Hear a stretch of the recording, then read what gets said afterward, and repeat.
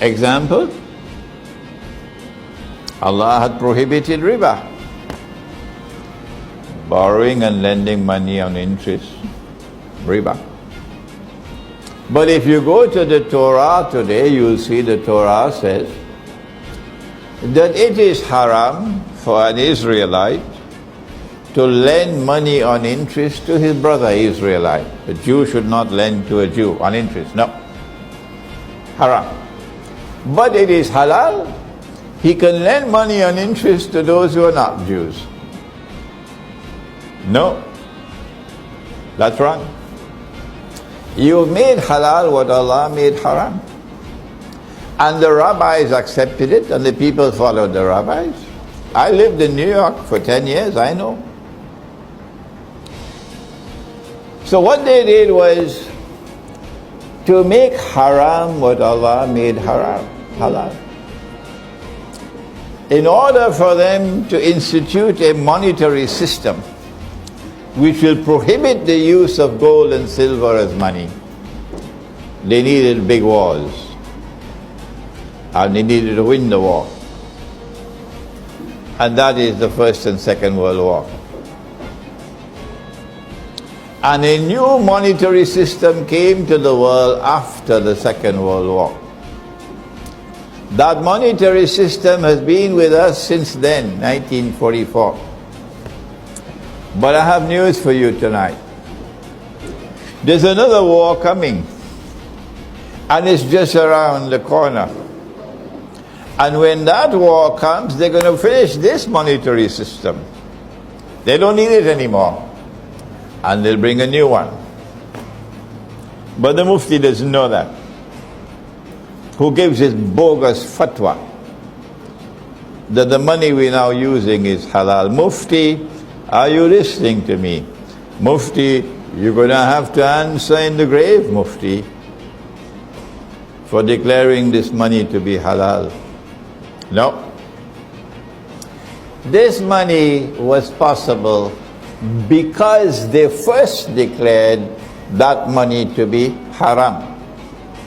The Articles of Agreement of the International Monetary Fund prohibit the use of gold as money. Dr. Mahathir was not aware of that. I am not a politician.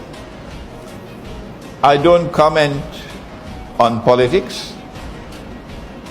But when someone does what is right, I declare that he did what is right, and I don't care who is annoyed with me. A scholar of Islam doesn't bow his head before public opinion. Dr. Mahathir was not aware that the International Monetary Fund prohibited the use of gold as money. But Dr. Mahathir was able to recognize, as no one else recognized, that this was wrong. That this was wrong. That you cannot prohibit the use of gold as money.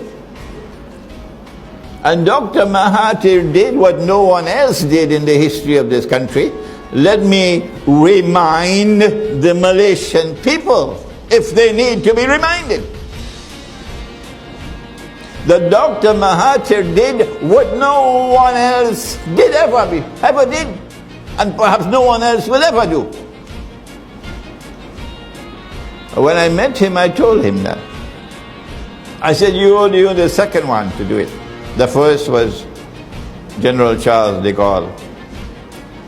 General Charles de Gaulle recognized that this was wrong, this was unjust.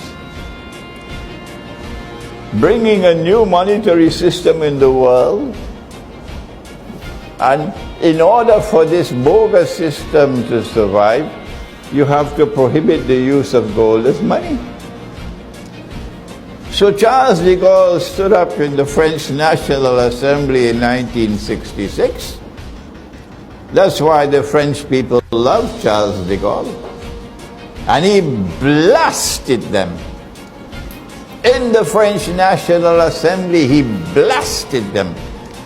And he declared this to be an unjust monetary system that you brought into the world. And so they took out their knives for him. Yeah. And they finished him. And after after Charles de Gaulle, the only other one was Dr. Mahathir. And so this country should be proud of Dr. Mahathir. Because he recognized what no one else recognized. And no one else dares to recognize. They don't have the courage to recognize what he recognized. And tonight I have to give credit where credit is due, regardless of the price I have to pay. At the time when I said that Dr. Mahathir was only the second, I was wrong. I didn't know he was the third. I didn't know that there was one before him. I didn't know that there was one before Charles de Gaulle. But he's today forgotten. They call him a playboy. Ahmad Sukarno was more than a playboy. Ahmad Sukarno was more than a playboy. When Indonesia became independent, Ahmad Sukarno called in the ulama. He had the courage to do it. And he asked them about this money. I'm not a scholar of Islam, you are the scholar. Tell me, how can we have paper as money? How can we have paper as money?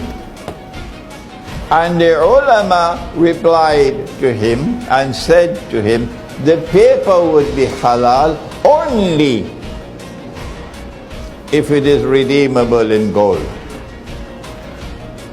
Meaning you could take the paper and get the gold at a fixed rate. So the paper will be like a check. So Ahmad Sukarno decided that the Indonesian rupiah would be redeemable in gold, and he fixed the rate. But the people who want to rule the world, they had made that haram. In the Articles of Agreement of the International Monetary Fund. So they had to launch a coup via a crooked man called Suharto to get rid of Sukarno. So there were three.